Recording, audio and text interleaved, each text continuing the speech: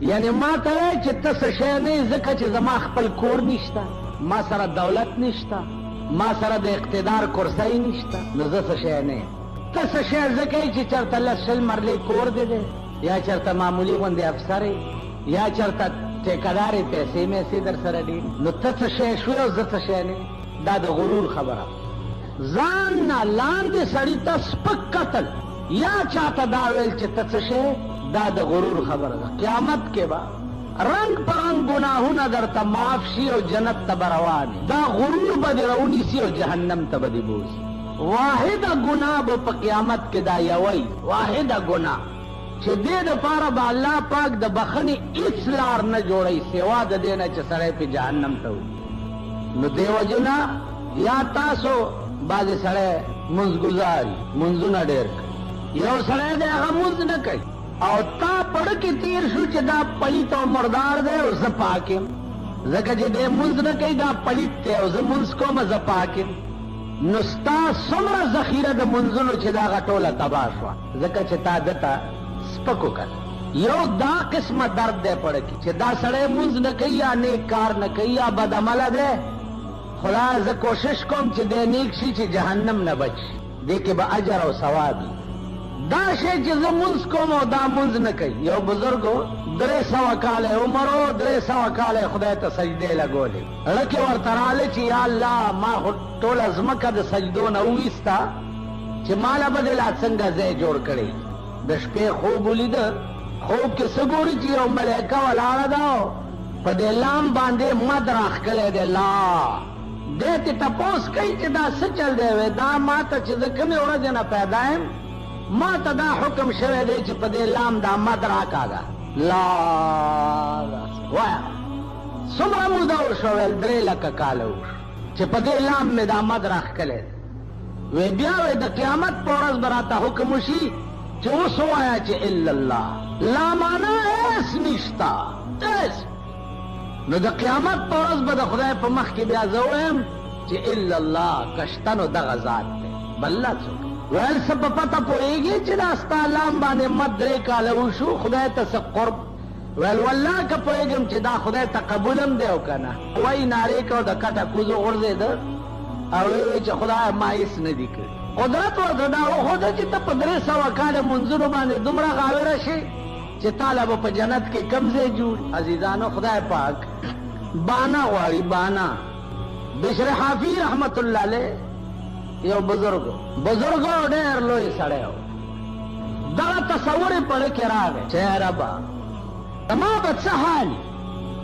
الله ورته وایي چې ستا حال به په خپل ځای هر څه چې وي هغه به وي. ورشه فلانی شرابخانه کې یو شرابي دی، هغه ته زما سلام ووایه. بزرګ دی حیران شو، ور روان شو شرابخانې ته، دننه ننوتو فلانی چېرته دی؟ خلق حیران شو چې دا شرابخانه کې سړی یې ونیو د لاسه یې وخوځولو، پاسه کمبخت بهر یې راوویستو. څه ادا دې کړې ده چې خدای ته دومره قریب شوې؟ خدای ما ته وایي چې ده ته زما سلام ووایه. سړی ورته په ژړا شوی دی چې ما څه کړي دي؟ وایي څه عمل دې کړی په دې مې پوه که؟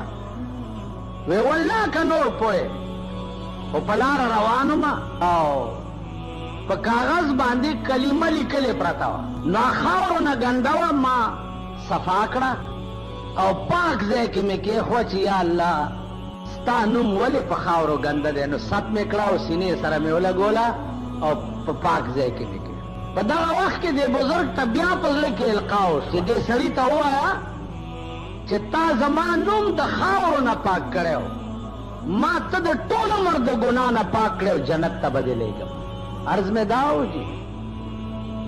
چې الله صرف بانا قدرې غواړي. د قیامت په ورځ به وګورئ د دې منځګزارو کتارونه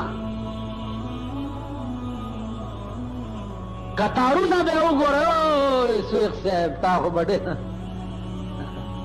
منځونه کول، دا ته کوم خوا روان شو؟ خدای دې ورک کا.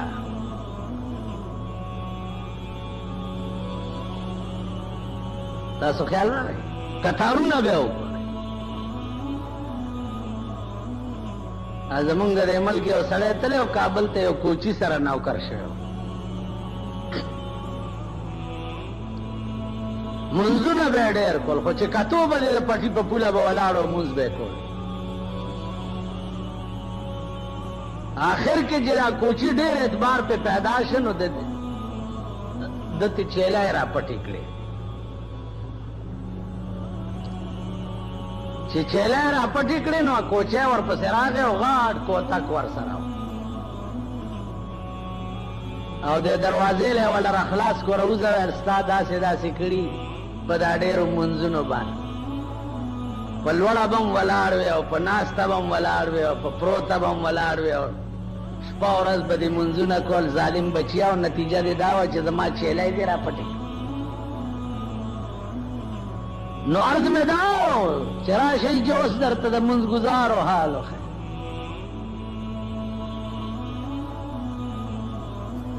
هغه ورځ یو زمونږ په دفترونو کې یو بابو دومره ږیره تر نامه پورې اوږده وه. زه شاته ولاړ یم، یو سړي ته وایي چې والله که ستا کار وشي چېرې تپوس دې کړی دی چې دله خو هم څه چای پاڼي په کار دي. دومره ږیره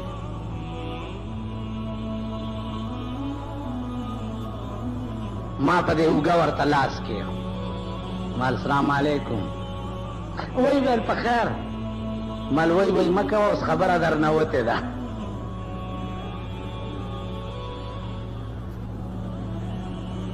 تاسو خیال راغی نو د قیامت په ورځ به وګورئ زمونږ د کتارونه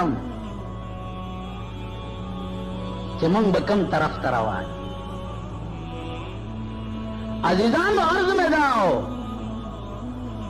چې سړی په رنګ نه سړی کېږي، سړی په رنګ نه سړی کېږي، سړی هغه دی چې خوی د سړو. کردار د سړو پیدا کې قسم په خدای دی چې په ظاهر بزرګان وګورئ د شپې ډاکې اچوي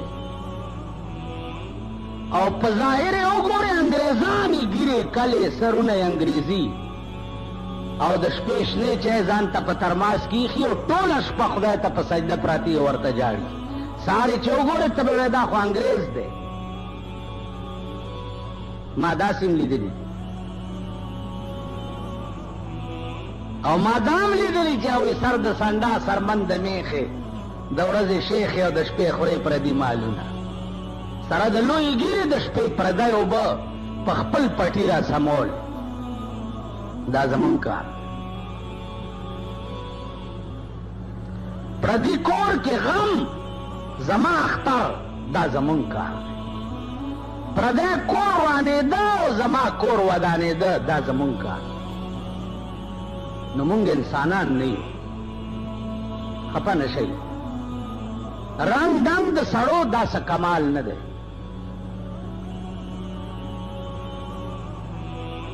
کمال دا دی چې د سړي کردار او کرکټر د سړو شي او د انسانانو شي. مونږ کې انسانیت نشته. مونږ دمه می دم سودا کوو. زمونږ ژوند د چولو دکان دی. به چولې خرڅې کا او کور ته ځه مخکې که د چا خېټه کې پې درد کېږي او که د چا بیړه تباه کېږي او که زمونږ ژوند د اچارو دکان.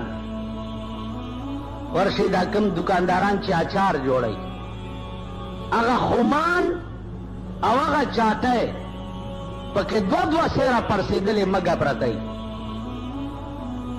مګه هغه اچار راځي ستا په دې بازارونو کې دا خلک ایښوي. لړمان د غوړو په ټیم کې مړه پراته. دې دکاندارانو هغه ټیمان په دې قوم خرڅ کړي دي او پې خورولي.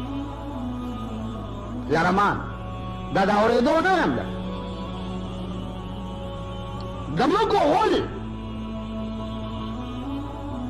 د مږو غول دلته د سپیغونو په سط کې او د سپیغونو هغه سط چې په ډبو کې بند وي او په تمامو سړکو بورډونه لګېدلي دي، اډورټایزمنټ یې شوی. هغه ډبی مې چې کولاو کړی دی پکې دومره د مږو غول راوړي. تاسو خیال راغی؟ نو عرض دا هو چې یو هیر نه دی په دې دوکاندارانو په خدای قسم چې د اسپې غوښې